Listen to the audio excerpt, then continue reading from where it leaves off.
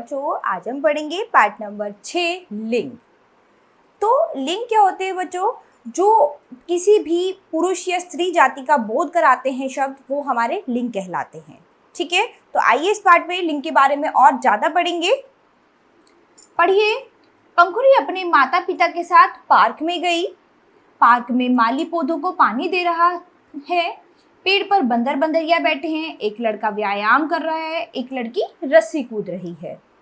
तो उपयुक्त वाक्यों में रंगीन छपे शब्द माता पिता, माली, बंदर और लड़का पुरुष जाति के हैं।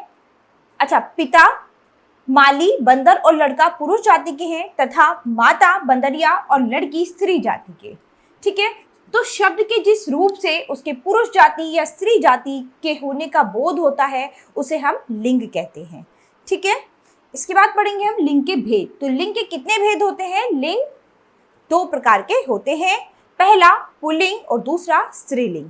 तो पुल्लिंग कौन सा होते हैं? जिस संज्ञा शब्द से पुरुष जाति का बोध होता है उसे पुल्लिंग कहते हैं, जैसे कि राजा, मोर, शिक्षक, शेर। इसके बाद है स्त्रीलिंग। जिस संज्ञा शब्द से स्त्री जाति का बोध होता है उसे स्त्रीलिंग कहते हैं, जैसे कि रानी, मोरनी, शिक्षिका, शेरनी। सभी संज्ञा शब्द प्राणी नहीं होते। ऐसे शब्दों से स्त्रीलिंग और पुल्लिंग की पहचान करना थोड़ा कठिन होता है। इन संज्ञा शब्दों में स्त्रीलिंग या पुल्लिंग की पहचान 2 प्रकार से होती है, उनके साथ लगे विशेषण द्वारा। जैसे खट्टा, खट्टी। नींबू खट्टा है, तो खट्टा विशेषण शब्द से पता चलता है कि नींबू शब्द क्या है? पुल्लिंग है। ठीक है, ऐसे ही चेरी खट्टी है, तो खट्टी विशेषण सबसे पता चलता है कि चेरी शब्द क्या है? स्त्रीलिंग है। उनके साथ लगी क्रिया द्वारा, जैसे पहना या फिर पहनी। नकुल ने कोट पहना है, तो पहना शब्द से पता चलता है कि पहनने वाली चीज पुल्लिंग है, अर्थात कोट पुल्लिंग है। ठीक है, आकाश ने कमीज पहनी है, तो पहनी शब्द से पता चलता है कि पहनने वाली चीज स्त्रीलिंग है, अर्थात कमीज स्त्रीलिंग है। ठीक है, तो नीचे कुछ पुल्लिंग और स्त्रीलिंग शब्द दिए गए हैं, इन्हें ध्यान से पढ़िए। ठीक है, छात्र, छात्रा, चिड़ा, चिड़िया, बाल, बाला, वृद्ध, वृद्धा, वीर, वीरांगना, लेखक, लेखिका, कवि, कवियत्री, नर, नारी, नाना, नानी, मामा, मामी, सुनार, सुनारिन, पुजारी, पुजारिन, नाग, नागिन, माली, मालिन, पुरुष, स्त्री।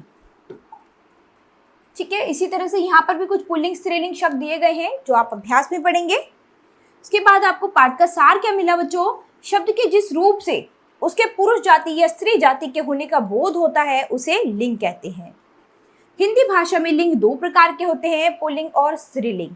तो बच्चों इस पाठ में हमने लिंग के बारे में पढ़ा है, यानी लिंग क्या होते हैं जो पुरुष स्त्री जाति का बोध कराते हैं, और जो पुरुष जाति का बोध कराते हैं वो पुल्लिंग होते हैं, जो स्त्री जाति का बोध कराते हैं वो स्त्रीलिंग होते हैं। तो आप अभ्यास में एक बार फिर इन शब्दों को पढ़ेंगे और याद करेंगे। तो बच्चों ये पाठ हमारा यहीं खत्म होता है। अब हम अपनी नई क्लास में मिलेंगे अपने नए पाठ के साथ। धन्यवाद।